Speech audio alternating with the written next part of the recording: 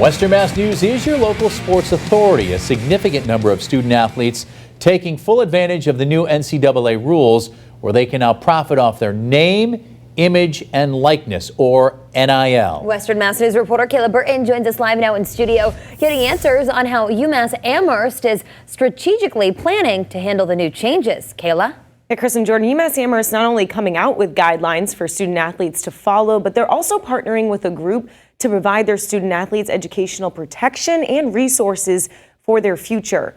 With the number of UMass student athletes signing endorsements after the NCAA NIL changes now in the low teens, the university wants to make sure their players are making the smart and best decisions for not only short-term purposes, but down the road as well. Now, in doing so, the entire Atlantic 10 Conference, including UMass, announcing their partnership with Team Ultimus and Anomaly Sports Group, a third-party group which seeks to help educate and equip student athletes with resources during this NIL period. UMass Associate Athletic Director Ariel Pasante tells Western Mass News how much of a help this group is for their players. We're going to give you the big picture. Here's what good deals look like. Here's what bad deals look like. Are these companies that you want to align your brand with? Is this going to be a place that's going to impact you from getting employment in the future?